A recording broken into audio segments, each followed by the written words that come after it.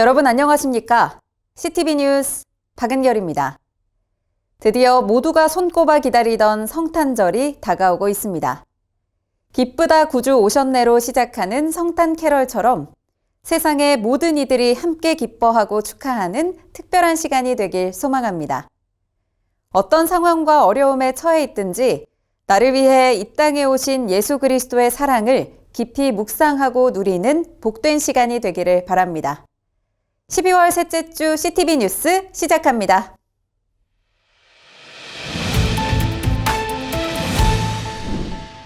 총회 기도와 전도 운동본부가 본격적인 출발을 알렸습니다. 본부는 지난 주일 서울 서대문교회에서 출범식을 갖고 전국교회의 영적 회복과 부흥을 향한 공식적인 첫걸음을 뗐습니다. 함께하는 정책총회라는 비전 아래 출범한 기도와 전도 운동본부는 이날 예배와 합심 기도회를 통해 총회 산하 특별위원회로 공식 출범했습니다. 본부는 이번 운동이 전국 노회로 확산돼 교단 전반에 기도와 전도의 불이 타오르길 희망했습니다. 1000개 교회의 참여와 10만 명 전도를 목표로 삼고 있습니다. 110회 총회, 함께하는 정책총회의 비전에 따라 함께 기도하고 함께 전도하며 특히 다음 세대의 회복과 부흥을 위해 최선을 다할 것을 선포합니다. 본부는 임원과 위원들, 지역 본부장들을 공식 파송하면서 전국 노회와 교회들의 적극적인 동참을 촉구했습니다.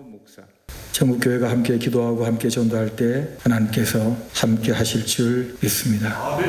대한예수교장로회 총회는 예수 그리스도의 이름으로 기도와 전도 운동 본부를 교회와 현장으로 파송합니다. 총회장 장봉생 목사는 설교에서 에스겔 37장을 인용하며 진정한 부흥의 조건을 제시했습니다. 한국교회가 뼈들이 말랐고 소망이 없는 현실을 인정하고 스스로 일어날 수 없음을 정직하게 고백해야 한다고 강조했습니다. 나는 주님이 좋습니다. 주의 말씀이 좋습니다. 나는 사람보다 주님을 더 기뻐합니다. 그렇게 말하는 삶을 살아가는 사람들을 다시 일으키시지 않으시겠습니까? 하나님의 부흥을 보게 하여 주시옵소서. 이 기도가 마중물이 되어서 165개 노회에 12,000교회에 하나님의 부흥의 기도의 함성이 올라가고 그리고 생명이 주께로 돌아오는 전도의 열매들이 이 일을 이루시는 그 첫 단추가 되기를 예수님 이름으로 축복합니다. 예배 후에는 노회 주간 첫 기도회인 서울노회 합심 기도회가 이어졌습니다. 참석자들은 세속 문화 속에서 위축된 교회의 현실을 고백하며 하나님의 도우심을 구했고 미래 자립교회와 전 세대를 위해 복음의 문이 열리기를 간구했습니다. 특히 교회 현장에서 눈물로 사역하는 교역자들과 성도들을 기억하며 위로와 회복의 기도를 드렸습니다. 자립하기가 너무나 힘듭니다. 눈물로 오늘 하루도 포기하고 싶은 마음으로 사역하는 교역자들을 기억하여 주옵시고 그들의 눈물과 그들의 한탄과 그들의 한숨과 그들의 기도를 주님께서 들어주시고 기도와 전도 운동본부는 오는 주일 첫 영남 권역 기도회를 대구 목자교회에서 갖는 등 14개 권역별 기도회를 가질 예정입니다. 또한 부활절 이전까지 165개 노회와 함께 기도와 전도 운동을 본격 전개합니다. 리스타트 함께 기도 함께 전도 할렐루야 아멘. 농어촌 교회는 다방면으로 재정적인 어려움을 겪고 있죠. 특히 자녀 교육비 지출은 가장 큰 부담 중 하나일 텐데요. 이러한 상황 속에서 이천 은광교회가 자녀 학자금 문제로 어려움을 겪어온 농촌교회를 방문해 후원금을 전달했습니다. 쌀쌀한 날씨 속에 전해진 훈훈한 소식, 정재영 기자가 보도합니다. 전북 정읍의 작은 농촌교회인 베델중앙교회. 성도가 11명에 불과한 어려운 형편의 사역자지만 담임 정규철 목사는 25년간 묵묵히 지역 복음화를 위해 헌신해 왔습니다. 아버지의 신앙을 이어받은 두 자녀 역시 총신대학교에서 학업에 매진하며 한국교회의 미래를 준비하고 있습니다. 정 목사의 장남 정청길 씨는 신학과 2학년, 장녀 정천만 씨는 영어교육과 1학년에 재학 중입니다. 그러나 농촌교회의 여건상 두 자녀의 학업을 감당하는 일은 쉽지 않았습니다. 이 같은 사정이 알려지면서 이천은광교회의 따뜻한 결단이 이어졌습니다. 이천은광교회 김상기 목사는 정읍시 칠보면에 위치한 베델 중앙교회를 직접 방문해 두 학생에게 장학금을 전달했습니다. 우리 김상기 목사님이 교회에서 교회 학생뿐만 아니라 교회 밖의 학생들을 늘 섬겨오셔서 이런 마음을 가졌기 때문에 마침 베델 중앙교회 소식을 전해 듣고 1초도 주저함이 없이 가겠다, 돕겠다. 그래서 이렇게 같이 오게 된 것입니다. 이천은광교회는 앞으로 총 4학기에 걸쳐 두 자녀에게 각각 100만 원씩 장학금을 지원할 계획입니다. 농어촌 목회자 자녀들이 학업에 전념할 수 있도록 돕는 실질적인 지원입니다. 우리 교회는 다음 세대들, 특히 청년들이 앞으로 좋은 제목이 되어서 나라의 큰 일꾼들이 되기를 바라는 그런 장학제도를 만들었습니다. 이 성탄절에 이렇게 우리의 도움이 필요한 곳이 있다면 그게 어딘들 거리가 문제가 아니라 가서 위로가 될 수 있다면 가서 뵙고 또 같이 은혜를 나누고 같이 힘을 보태는 게 좋지 않을까 해서 직접 오게 되었습니다. 이날 이천은광교회는 장학금과 함께 소정의 격려금과 2,000쌀 50kg을 전달하며 농촌교회의 겨울나기에도 마음을 보탰습니다. 우리 하나님께 영광을 돌립니다. 이제 인구 소멸적이라는 그런 악순환 가운데 농촌 지역을 이게 지켜나간다는 것이 참 많은 그런 어려움이 있었습니다. 그러나 내 자리가 여기라는 그런 사실만큼은 잊지 않고 지금까지 이렇게 버텨왔는데 또 이런 좋은 그런 시간들을 마련해 주셔가지고 큰 위로가 되었습니다. 작은 교회를 향한 한 교회의 방문, 그 안에는 다음 세대를 향한 한국교회의 책임과 연대의 메시지가 담겨 있었습니다. CTV 뉴스 정재영입니다.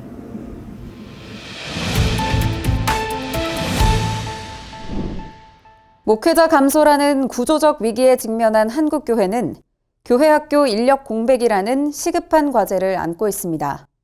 이러한 현실 속에서 총회가 정책적으로 추진해온 총신대학교 교회교육 지도사 과정이 최근 첫 수료생을 배출하며 가시적인 성과를 내고 있습니다.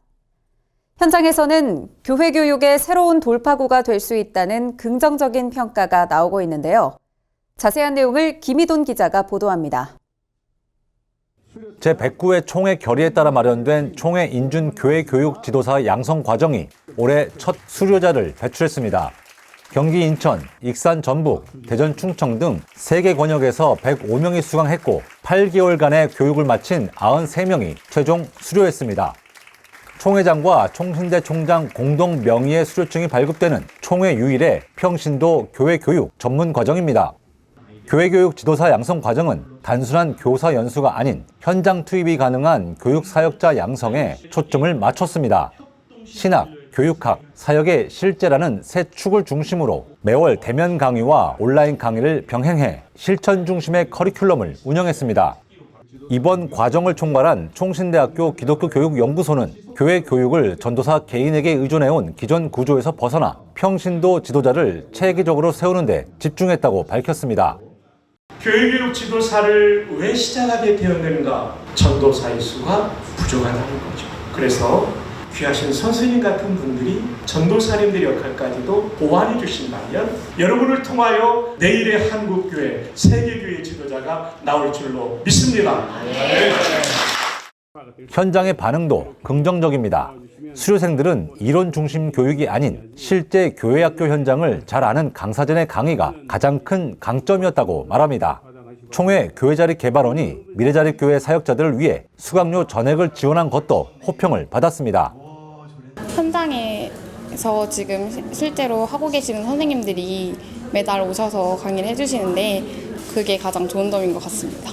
강의를 통해서 아이들이 어느 곳에 관심을 가지고 있고 그래서 제가 아이들에게 어떤 식으로 다가가면 좋을지 같은 거를 배울 수 있는 좋은 시간이 되었습니다. 총신대와 담당 교수진은 첫 시도였던 만큼 평가와 함께 보완 역시 중요한 과제로 보고 있습니다. 특히 수료 이후의 관리와 재교육의 필요성을 염두하고 있습니다. 이에 교회교육 지도사 자격의 유효 기간인 3년 동안 정기적인 보수 교육과 사역 보고를 통해 역량을 지속적으로 강화할 계획입니다. 수강생들의 요청이 많았던 재수강 제도도 내년부터 도입할 예정입니다. 이걸 다시 듣고 싶다. 이런 피드백이 상당히 많았습니다. 그래서 저희가 내년에 재수강의 기회를 드리고 교육과정 자체가 지속적으로 성장하고 발전하기 위해서는 저희가 이 수료하신 많은 분들을 지속적으로 관리하고 또 이분들의 역량 강화를 시켜야 하는 것이 중요한 사명이 아닌가 생각을 하고 있습니다. 총신대학교는 내년도부터 이 과정을 전국 단위로 확대하는 방안을 추진 중입니다. 지역교회의 참여 폭을 넓히고 교회교육 지도사가 교회학교 현장에 실질적인 동력이 되도록 적극 홍보에 나설 계획입니다. 이를 위해 전국 노회와 지역교회 목회자들의 협력이 절실합니다. 제2기 교회교육 지도사 양성 과정 모집은 내년 1월까지 온라인 접수로 진행되며 오는 3월 정식 개강합니다. 목회자 감소라는 위기 속에서 시도된 평신도 전문 사역자 양성. 이번 과정을 통해 배출된 사역자들이 전국교회 다음 세대 교육의 지속 가능한 대안으로 자리 잡을 것이라는 기대감을 주고 있습니다. CTV 뉴스 김희돈입니다. 교회교육 지도사 솔리디오 다음 주 교단의 주요 일정입니다.